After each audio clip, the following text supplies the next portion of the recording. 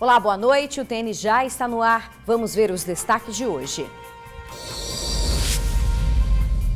As imagens do momento em que uma moto é atingida por um carro na Terceira Ponte. As vítimas ainda foram atingidas por um outro veículo. Os motoristas estariam disputando um racha. Fizeram ingestão de bebida alcoólica. Ambos condutores estariam a pelo menos 150 km por hora no momento do acidente. Procurado o homem que atirou em 2 pessoas após um acidente de trânsito em Cariacica. Os prejuízos provocados pela chuva em Vila Velha. Moradores do bairro Jardim Marilândia perderam móveis e eletrodomésticos.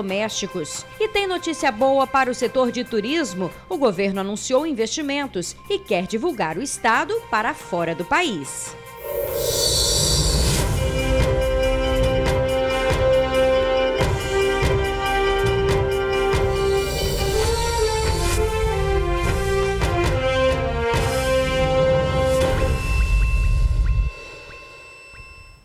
Um grupo de motociclistas fez um protesto na Terceira Ponte agora há pouco. A manifestação é por causa da morte de um casal durante um acidente nesta madrugada. As vítimas estavam de moto e foram atingidas por 2 carros que estariam disputando um racha. A repórter Keila Lopes está na praça de pedágio e traz as informações para a gente ao vivo. Boa noite, Keila. Olá, Isabela, boa noite a você, boa noite a todos que nos acompanham. Pois é, eu falo ao vivo aqui da Praça do Pedágio da Terceira Ponte, onde aconteceu agora há pouco uma tímida manifestação aí de motoboys em protesto pela morte do casal Kelvin Gonçalves dos Santos, de 23 anos, e Bruniele Oliveira, de 17 anos. Eles passavam aqui pela Terceira Ponte no sentido Vitória na madrugada de hoje, por volta de 2 horas da manhã. Eles estavam numa moto quando foram atingidos por 2 veículos. Os motoristas, o advogado Ivomar Rodrigues Gomes Júnior, de 34 anos, e o estudante de engenharia Osvaldo Venturini Neto, de 22, eram quem conduziam os veículos. E de acordo com a Polícia Civil, eles participavam de um racha e estava a 150 quilômetros, trafegavam a 150 quilômetros aqui pela Terceira Ponte. Eles foram autuados por homicídio com dolo eventual, quando, segundo a polícia, entendeu que eles assumiram o risco de matar alguém. O repórter Vinícius Rangel preparou uma reportagem sobre este assunto. Vamos acompanhar. Na imagem é possível ver a moto passando com os faróis apagados. Em seguida, vem o carro e bate na motocicleta. O outro veículo segue atrás e para metros depois. Dentro do primeiro carro estava Ivomar Gomes, de 34, e no outro Osvaldo Venturini, de 22 anos. Para a polícia, eles estavam disputando um racha. Foram 2 formas para a gente conseguir chegar a essa constatação do racha, né? A primeira foi o testemunho dos policiais militares que compareceram no local. Pela dinâmica da situação do acidente, eles já prestaram esse depoimento no sentido de que haveria essa possibilidade. E a segunda foi o comparecimento espontâneo de testemunhas oculares do acidente, né? Eles estavam no local no momento em que aconteceu o acidente e afirmaram categoricamente que os 2 veículos estavam numa condição de disputa de racha. Ambos condutores estariam a pelo menos 150 km por hora no momento do acidente. A disputa resultou na morte do casal Kelvin Gonçalves e Bruniele Oliveira, que estavam nessa moto. O delegado responsável pelo caso também concluiu que Ivomar e Osvaldo teriam bebido antes da colisão. A gente conseguiu apurar que os 2 estavam numa boate em Vila Velha momentos antes do acidente. E conseguimos também apurar, por meio das comandas e de imagens dessa boate, que eles fizeram ingestão de bebida alcoólica nesse local momentos antes do ocorrido. Eles foram encaminhados para o DML para fazer exame de alcoolemia e o toxicológico. Acontece que os 2 se negaram a realizar esse exame, é um direito constitucional deles. O acidente aconteceu na madrugada desta quarta-feira. Todos os condutores seguiam de Vila Velha para Vitória. A polícia disse que no meio desse trajeto, o carro dirigido por Ivomar atingiu a traseira da moto e arremessou o casal para cima. As vítimas caíram no chão. Osvaldo, que seguia de carro atrás, acabou atropelando a adolescente de 17 anos. Segundo a Polícia Civil, Osvaldo ainda teria arrastado a motocicleta por quase 30 metros na ponte. Esse vídeo foi feito minutos depois do acidente. Na imagem é possível ver os carros parados na ponte e os corpos das 2 vítimas no chão. Aqui na Terceira Ponte, ó, bateu numa moto, matou um homem e uma mulher, ó. Matou a mulher, morreu na hora. E o rapaz morreu na hora também. Meu filho foi na minha casa, era 6 horas da noite, eu estava passando mal. Ele foi na rua, comprou um remédio, trouxe para mim. comprou um cigarro que eu não consigo ficar sem fumar, trouxe. Ele não é de ir tantas vezes ao mesmo tempo, ele voltou de novo, conversou. E por um momento eu percebi que ele não estava com pressa nenhuma de ir embora, não foi? Ele queria ficar ali com a gente mais, mas a menina queria ir embora, que ela estava com cólica. Os motoristas saíram da delegacia escoltados. Estão sendo autuados os dois por homicídio doloso, por 2 vezes, em função de que eram 2 vítimas, e embriaguez ao volante. Estão sendo autuados e encaminhados ao centro de triagem de Viana para audiência de custódia. Esses demônios veio bater no racho e matou meu filho. Até quando vai morrer alguém assim? Isabela, esta manifestação aqui por causa da morte do casal aqui na Terceira Ponte no sentido Vitória durou cerca de 15 minutos, mas como a gente consegue observar agora, o trânsito já flui normalmente. Assim que foi liberado, o trânsito fluiu rapidamente aqui no sentido Vitória. A gente consegue ver que no sentido Vila Velha ainda há uma certa retenção, mas devido ao horário, o trânsito flui normalmente aqui na Terceira Ponte, como a gente consegue ver aí nas imagens. Isabela, volto com você aí no estúdio. Muito obrigada, Keila. Olha, os corpos dos 2 jovens foram levados no fim da tarde para Cachoeiro de Itapemirim, no sul do estado, onde serão enterrados amanhã. Vocês perceberam que, neste caso, os condutores são um advogado e um estudante de engenharia? Será que a educação no trânsito ainda vale a pena para pessoas que já deveriam ser entendedoras de leis? Quando não há consciência dos atos, é a fiscalização que deve ser feita e a lei deve ser cumprida. Mas que lei? Será que a nossa lei de trânsito vai penalizar pessoas que cometem crimes tão brutais, que tiram vidas? Casos como este e muitos outros que já vimos aqui no estado, como o caso famoso do Dondoni, condenado a 24 anos em regime fechado por provocar a morte de uma família inteira na BR-101 em Viana, mas foi julgado 10 anos após o crime. A gente vê que no final das contas, a família da vítima é que é penalizada, que sofre a dor de perder um ente querido. Nós precisamos de mais fiscalizações para evitar essas tragédias e leis mais fortes que punam quem age com tamanha irresponsabilidade nas ruas, né?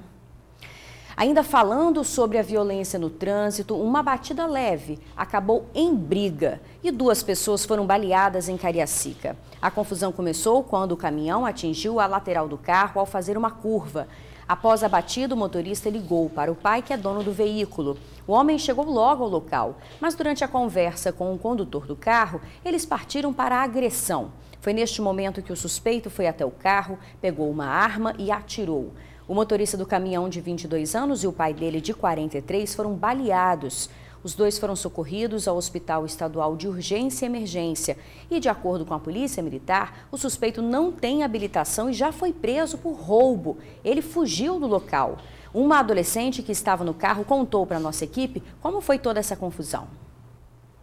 Foi desesperador, todo mundo saiu correndo, eu e meu irmãozinho estavam aqui, eu entreguei meu irmãozinho no colo de uma pessoa, a pessoa saiu correndo com meu irmãozinho, aí foi na hora que o moço segurou aqui, que meu padrasto viu que eu estava na frente e não atirou. Nós não sabia que ele estava armado, não sabia. Ele puxou a arma para defender a esposa do pai dele, que caiu no chão com o neném, e o soco que o homem me deu, que pegou em mim, que eu acho que o homem ia dar nele e acertou no meu rosto o soco.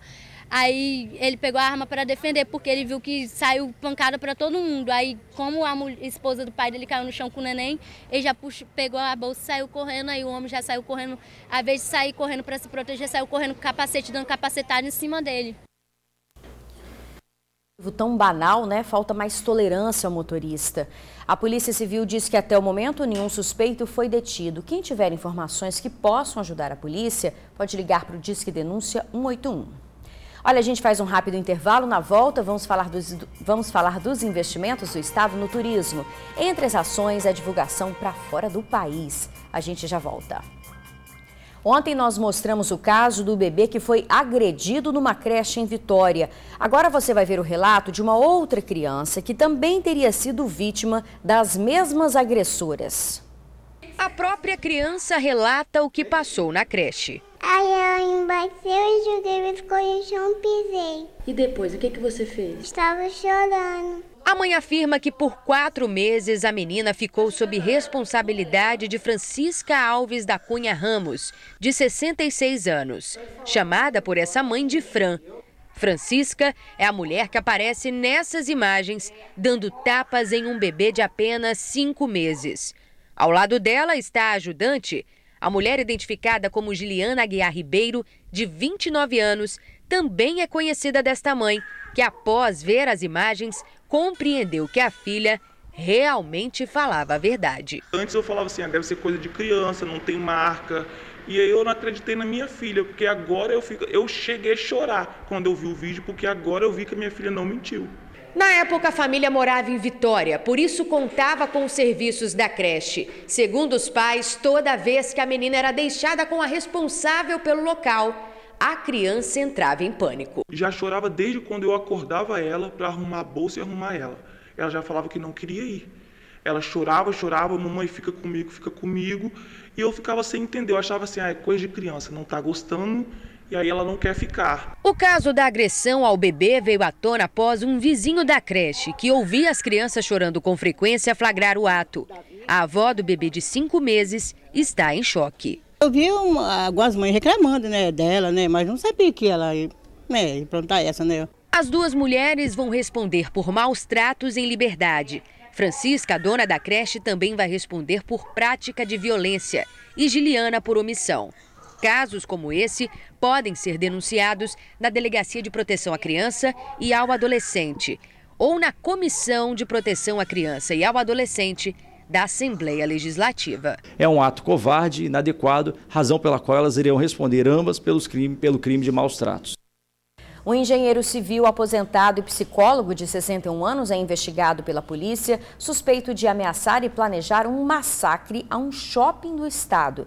Ele teria feito postagens em um grupo de uma rede social de nível nacional, recrutando pessoas para o atentado. Dizia que era para fuzilar o máximo de pessoas. Disse ainda que era para todos estarem armados com metralhadoras automáticas. A polícia fez buscas na casa do suspeito na Mata da Praia, em Vitória, e apreendeu computadores, pendrives, HDs e uma arma que não está em nome do psicólogo. Como o investigado está em viagem para fora do país, o filho dele prestou depoimento. O delegado disse que investiga o caso e que o psicólogo estaria fazendo testes nas redes sociais. Como se fosse, segundo o filho dele disse, um estudo. Mas, como a gente não sabe qual é a real intenção desse investigado, a gente precisa saber se de fato ele tinha alguma intenção, se era uma brincadeira. Só que a gente aqui fala e fica o alerta para as pessoas. As pessoas não conhecem você, então não sabem se a sua real intenção é apenas fazer um estudo, apenas causar pânico, apenas publicar aquilo em forma de desabafo. Isso tem uma consequência e vai ser investigada pela Polícia Civil. Em meio aos prejuízos dos alagamentos na Grande Cobilândia, uma foto viralizou na internet. 3 pessoas sentadas num sofá no meio da água, na rua. É a crítica feita com humor. 4 dias. Esse foi o tempo que a água demorou para sumir das ruas de Jardim Marilândia, em Vila Velha. Dentre as casas alagadas está a da mãe da Sônia. Móveis estragados, eletrodomésticos queimados e muita dor de cabeça. Todos os móveis foram perdidos. Todo, cama, colchão, armário. O que ficou dentro de casa é que não é de madeira, né? Aí não jogou fora. Mas o restante está tudo estragado. Muitos móveis estragaram e foram parar no lixo, mas um deles, um sofá, foi parar também na internet. Isso porque a Sônia pegou o sofá, colocou aqui no meio da rua, sentou para tomar um cafezinho e tirou uma foto, enquanto a rua estava completamente cheia de água. A foto ficou engraçada, vai. É a Sônia, o tio dela e o primo. E ela conta que a cena simplesmente aconteceu. Ninguém planejou nada. Eu fui fazer um café e nisso que eu estava fazendo café passou um caminhão na rua. E aí a marola entrou de volta dentro da garagem. Aí nós pegamos a poltrona e colocamos aqui, para não passar mais nenhum caminhão, porque estava voltando a água. O café ficou pronto, não tinha onde sentar, não tinha poltrona mais, né? Não tinha mais nada. e fomos sentar lá na rua, dentro da água, para tomar um café. A legenda da imagem fazia um convite ao prefeito de Vila Velha. A Sônia, representando os moradores afetados, queria a presença do político no local para ficar com água até o joelho, sentir o fedor e passar dias limpando a casa. Um sofá, um cafezinho e uma crítica. Jardim Marilândia e o entorno pedem socorro, mas sem perder o bom humor. Ele não veio aqui tomar café comigo, mas aí a gente vai lá amanhã tomar café com ele. Só com bom humor para a gente não enlouquecer nessas situações, né? Ela se referiu amanhã porque amanhã é o dia da colonização do solo espírito-santense e haverá comemoração em Vila Velha. Olha, o governo do estado anunciou hoje investimentos no turismo. Entre diversas ações, a divulgação do Espírito Santo para turistas também de fora do país. Um estado como o nosso, que tem estas paisagens, merece estar no roteiro de qualquer viajante. E é justamente com a intenção de atrair mais turistas para o Espírito Santo que o governo do estado lançou nesta quarta-feira o programa Investe Turismo. Turismo, na verdade, é um conceito que deve estar presente em todas as áreas do governo. E é por isso que estamos tendo muita cautela com relação às despesas permanentes, assumir despesas permanentes na administração pública, mas estamos buscando também parcerias e recursos próprios para que a gente possa fazer bons investimentos nessa área e melhorar o ambiente turístico no estado do Espírito Santo. Os investimentos vão ser direcionados para promover os destinos turísticos, qualificar os micro e pequenos empreendedores, além de melhorar a infraestrutura das cidades. Prioritário é desenvolver durante um ano uma sequência de ações específicas de formação, de qualificação dos empresários, de estruturação dos destinos, de muita promoção, investimento em marketing digital, divulgar as nossas belezas, os nossos atrativos e qualificar os pequenos empresários que fazem o turismo acontecer aqui no estado. O projeto também vai trazer melhorias para os atrativos turísticos que já existem. E com isso a ideia é incluir o Espírito Santo na Rota Internacional de Viagens. Aqui na capital, por exemplo, o turista pode visitar as paneleiras de Goiabeiras, pode também comer uma moqueca deliciosa na Ilha das Caieiras, ou então visitar o Palácio Anchieta, a sede atual do governo capixaba. Um roteiro para deixar qualquer gringo encantado. Nós temos um potencial gigantesco na área de pesca oceânica, de observação de baleias.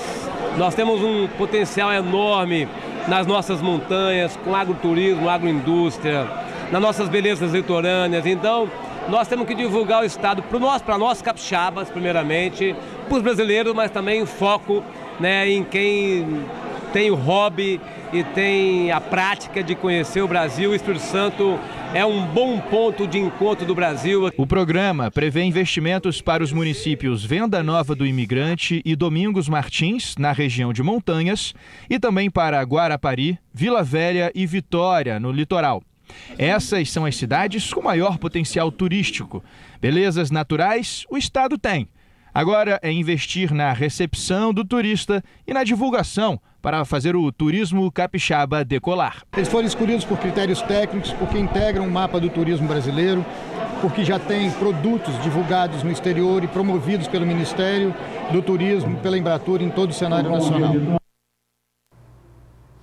E a seguir você vai ver quem é o capixaba que foi o primeiro no estado a chegar ao pico do Everest, a montanha mais alta do mundo. A gente já volta.